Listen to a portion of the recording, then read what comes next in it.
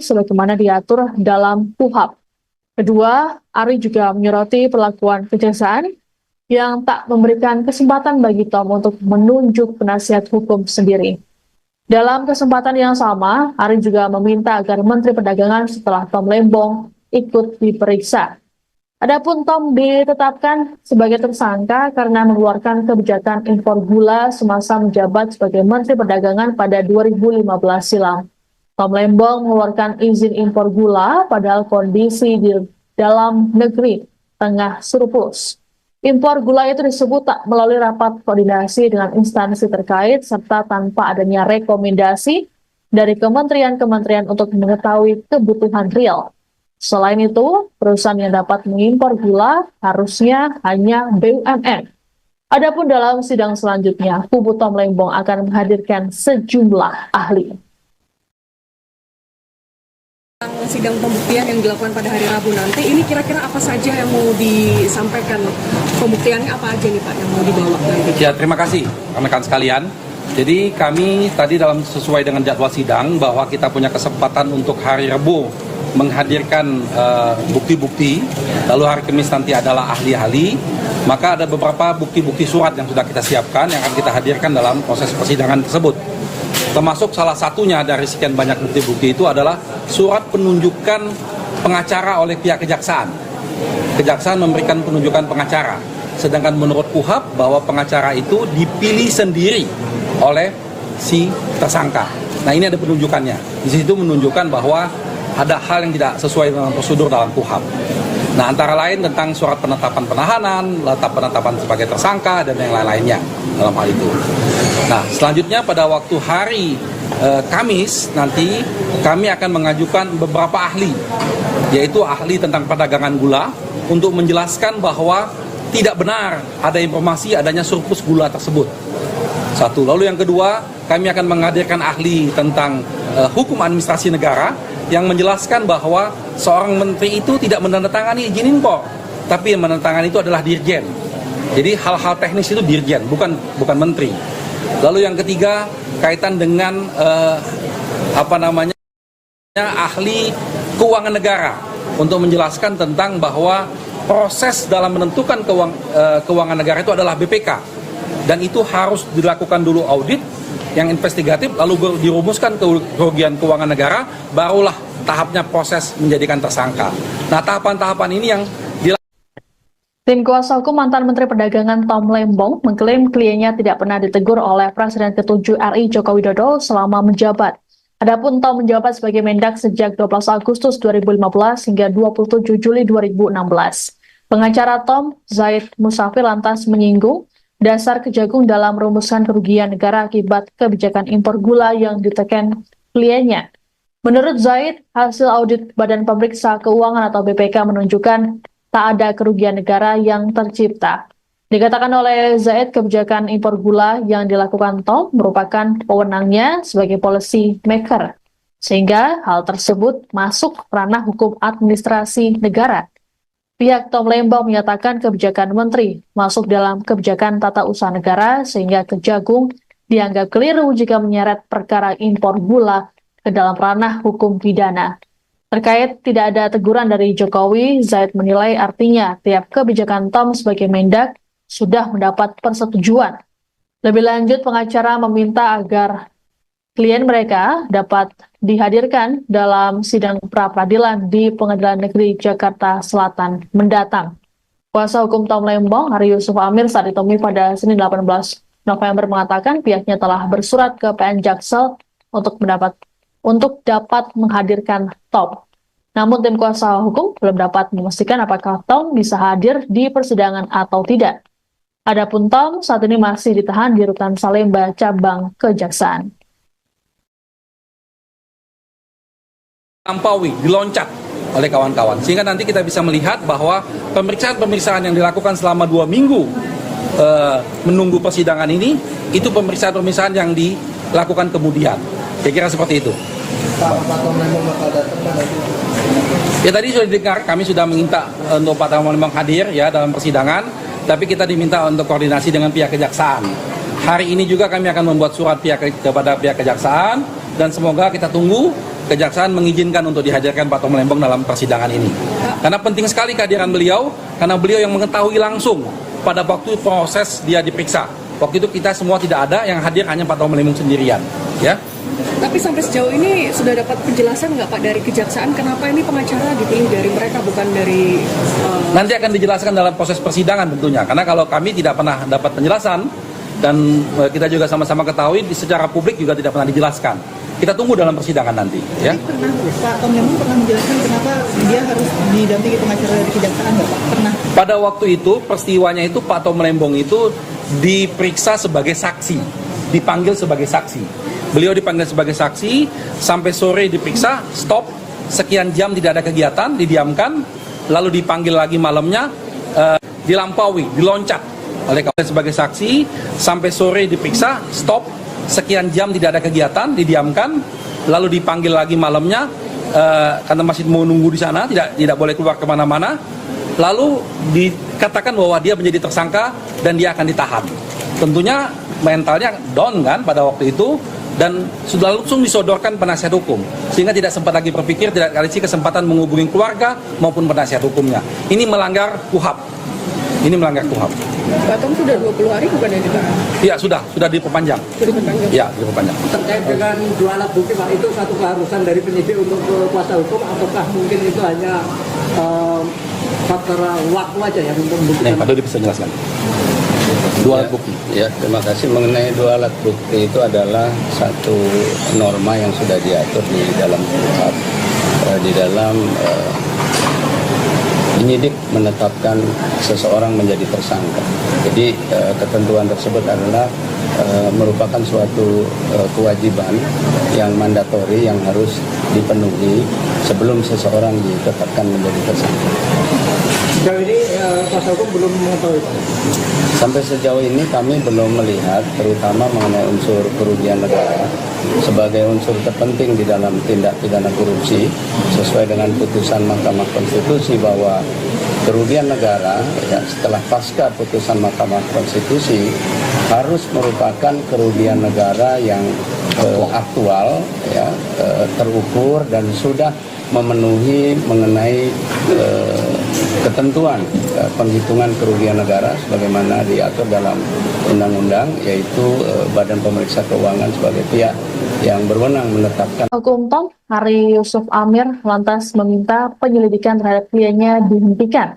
Hari mengatakan penetapan tersangka terhadap Tom dilakukan sewenang-wenang atau abuse of power. Selain itu, Kejagung juga diminta untuk membebaskan Tom Lembong begitu putusan dibacakan. Menurut Ari, ada sejumlah kesalahan yang dilakukan oleh Kejagung dalam proses penetapan tersangka terhadap Tom. Pertama, penetapan tersangka dilakukan tidak berdasarkan minimal 2 alat bukti sebagaimana diatur dalam KUHAP. Kedua, Ari juga menyoroti perlakuan Kejaksaan yang tak memberikan kesempatan bagi Tom untuk menunjuk penasihat hukum sendiri. Dalam kesempatan yang sama, Ari juga meminta agar Menteri Perdagangan setelah Tom Lembong ikut diperiksa. Adapun Tom ditetapkan sebagai tersangka karena mengeluarkan kebijakan impor gula semasa menjabat sebagai Menteri Perdagangan pada 2015 silam.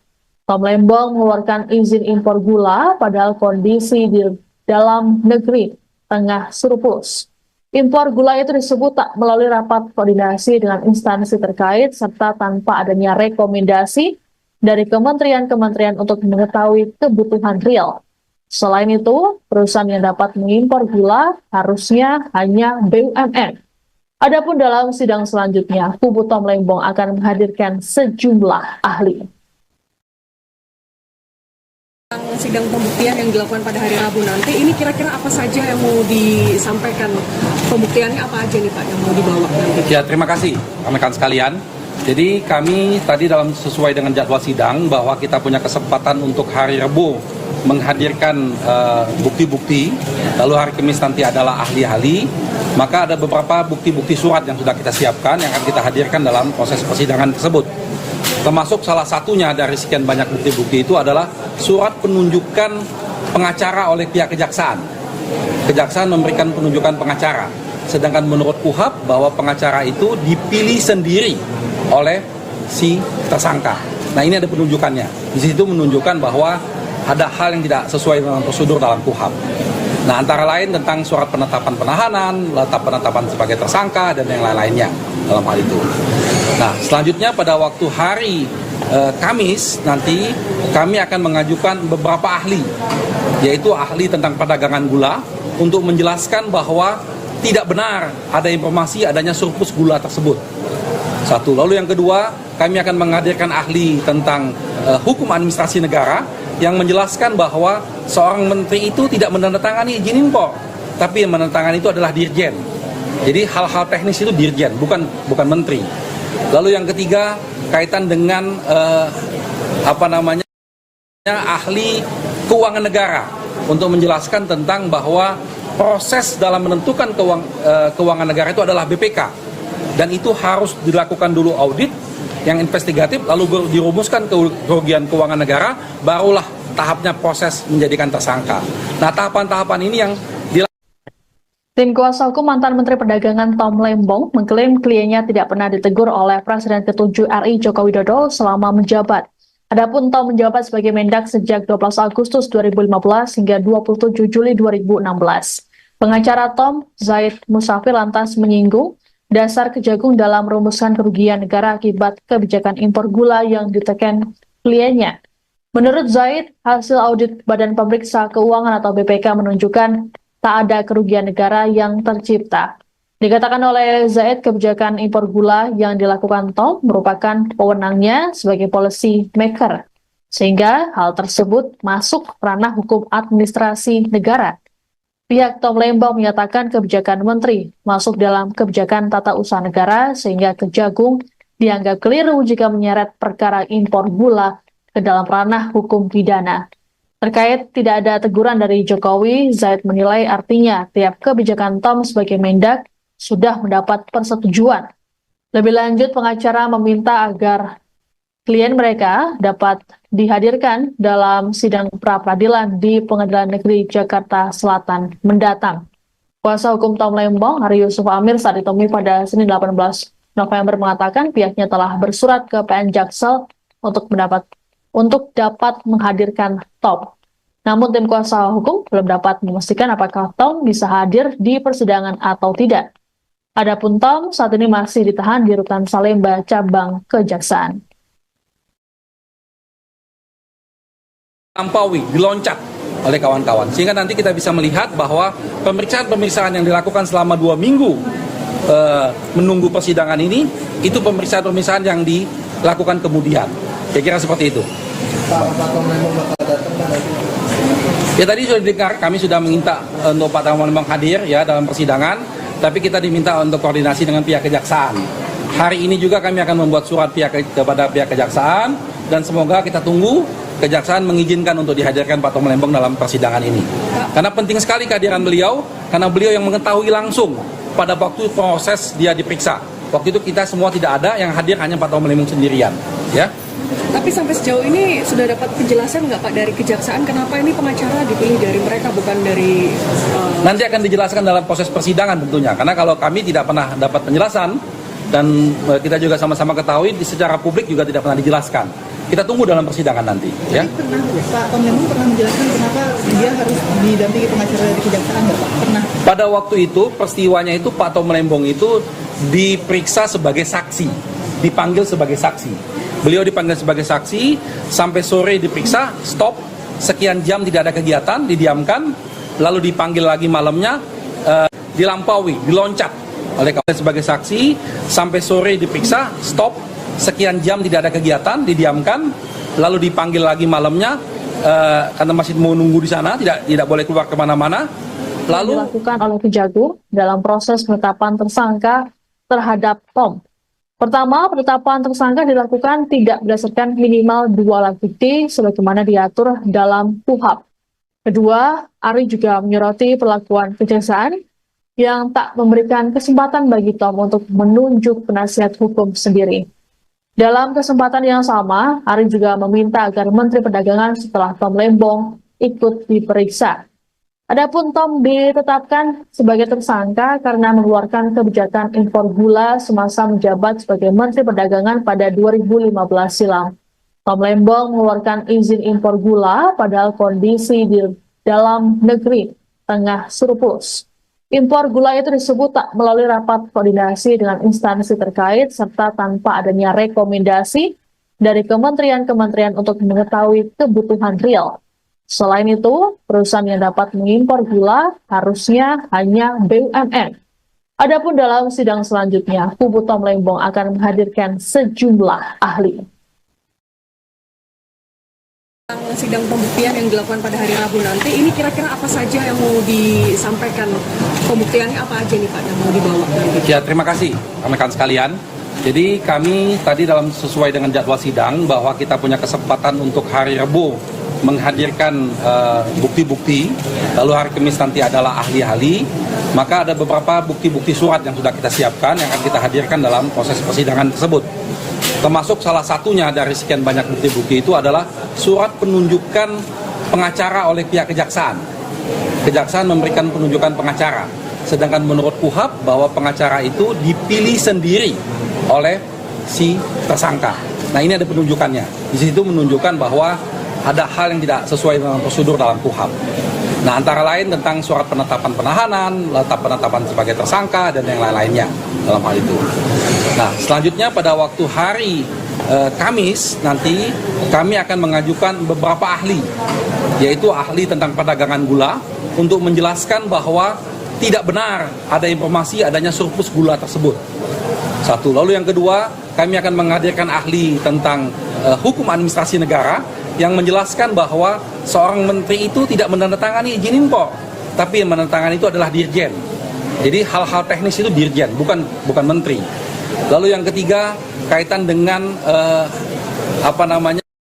ahli keuangan negara untuk menjelaskan tentang bahwa proses dalam menentukan keuangan negara itu adalah BPK, dan itu harus dilakukan dulu audit yang investigatif, lalu dirumuskan kerugian keuangan negara, barulah tahapnya proses menjadikan tersangka. Nah, tahapan-tahapan ini yang Tim kuasa hukum mantan Menteri Perdagangan Tom Lembong mengklaim kliennya tidak pernah ditegur oleh Presiden ke-7 RI Joko Widodo selama menjabat. Adapun Tom menjabat sebagai Mendak sejak 12 Agustus 2015 hingga 27 Juli 2016.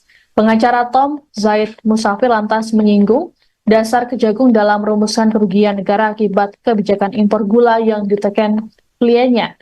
Menurut Zaid, hasil audit Badan Pemeriksa Keuangan atau BPK menunjukkan tak ada kerugian negara yang tercipta. Dikatakan oleh Zaid, kebijakan impor gula yang dilakukan Tom merupakan wewenangnya sebagai policy maker, sehingga hal tersebut masuk ranah hukum administrasi negara. Pihak Tom Lembong menyatakan kebijakan menteri masuk dalam kebijakan tata usaha negara, sehingga Kejagung dianggap keliru jika menyeret perkara impor gula ke dalam ranah hukum pidana. Terkait tidak ada teguran dari Jokowi, Zaid menilai artinya tiap kebijakan Tom sebagai Mendak sudah mendapat persetujuan. Lebih lanjut, pengacara meminta agar klien mereka dapat dihadirkan dalam sidang pra-peradilan di Pengadilan Negeri Jakarta Selatan mendatang. Kuasa hukum Tom Lembong, Hari Yusuf Amir, saat ditemui pada Senin 18 November mengatakan pihaknya telah bersurat ke PN Jaksel untuk dapat menghadirkan Tom.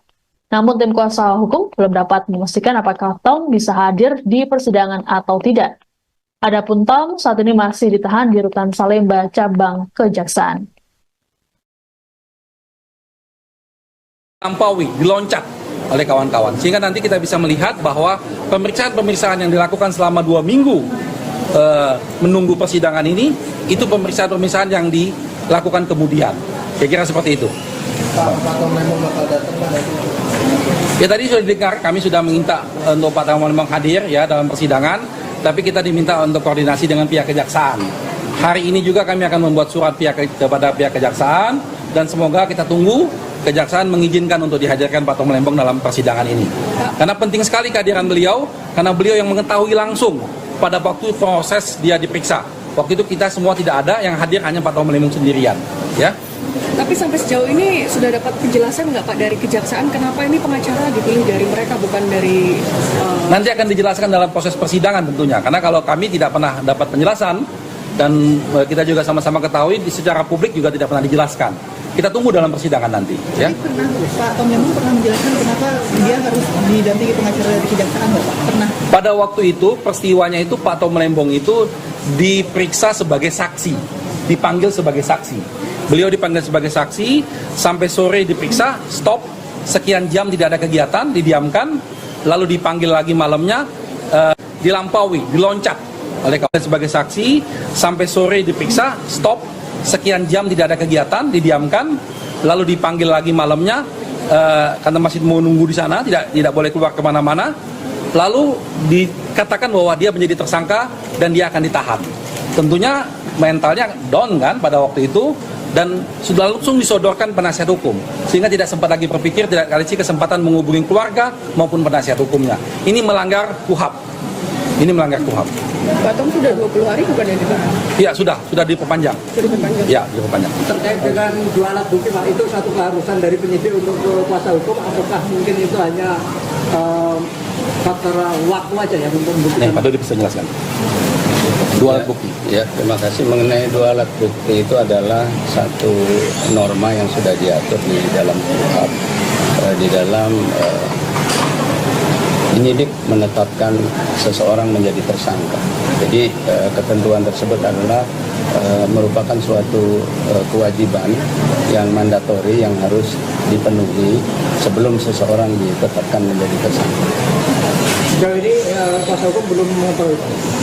Sampai sejauh ini kami belum melihat, terutama mengenai unsur kerugian negara sebagai unsur terpenting di dalam tindak pidana korupsi, sesuai dengan putusan Mahkamah Konstitusi bahwa kerugian negara ya, setelah pasca putusan Mahkamah Konstitusi harus merupakan kerugian negara yang aktual, ya, terukur dan sudah memenuhi mengenai ketentuan penghitungan kerugian negara sebagaimana diatur dalam undang-undang, yaitu Badan Pemeriksa Keuangan sebagai pihak yang berwenang menetapkan. Hukum Tom, Ari Yusuf Amir lantas meminta penyelidikan terhadap kliennya dihentikan.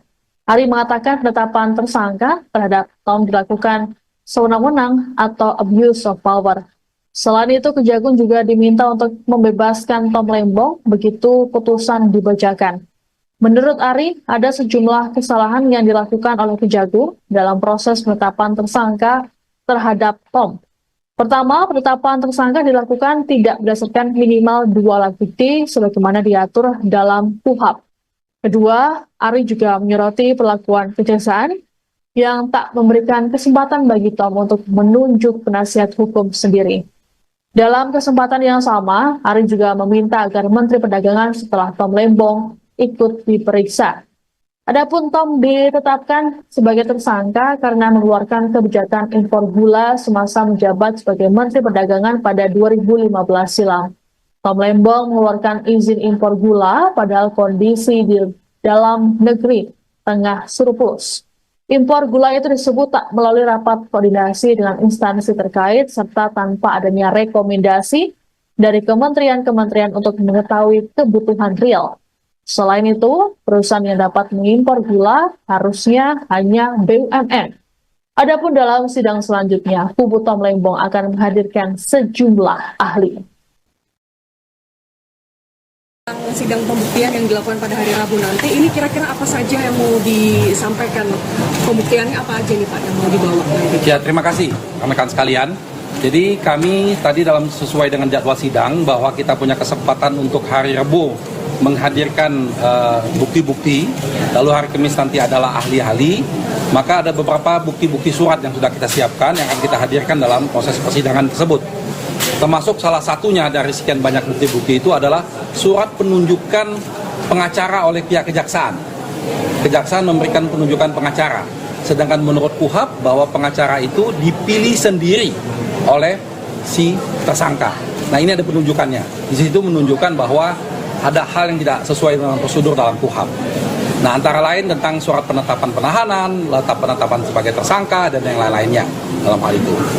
Nah, selanjutnya pada waktu hari Kamis nanti kami akan mengajukan beberapa ahli, yaitu ahli tentang perdagangan gula, untuk menjelaskan bahwa tidak benar ada informasi adanya surplus gula tersebut.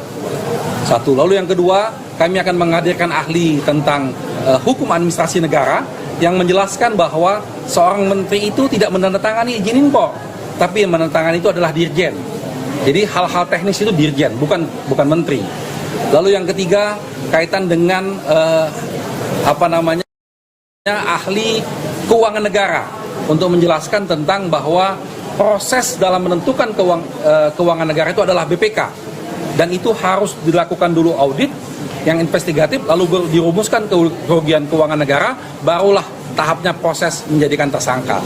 Nah, tahapan-tahapan ini yang Tim kuasa hukum mantan Menteri Perdagangan Tom Lembong mengklaim kliennya tidak pernah ditegur oleh Presiden ke-7 RI Joko Widodo selama menjabat.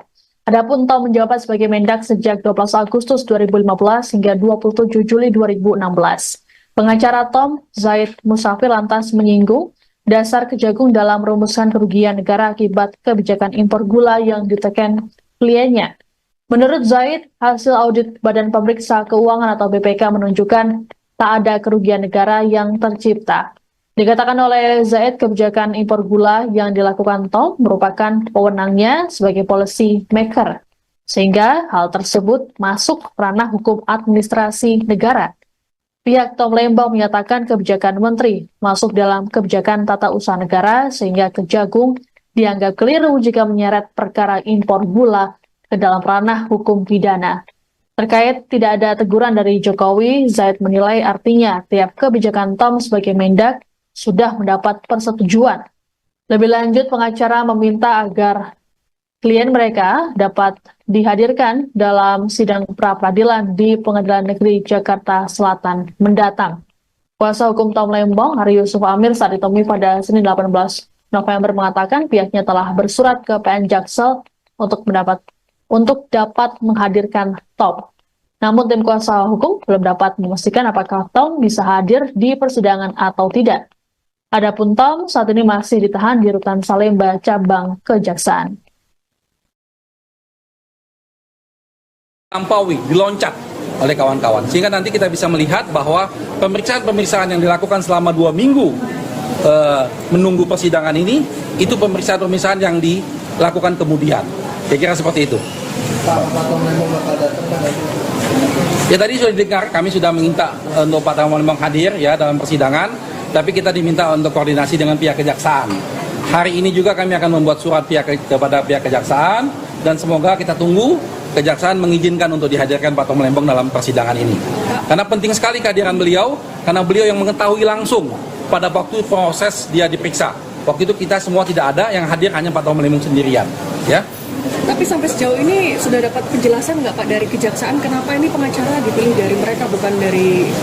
Nanti akan dijelaskan dalam proses persidangan tentunya, karena kalau kami tidak pernah dapat penjelasan, dan kita juga sama-sama ketahui secara publik juga tidak pernah dijelaskan. Kita tunggu dalam persidangan nanti. Ya. Pak Tom Lembong pernah menjelaskan kenapa dia harus didampingi pengacara dari kejaksaan.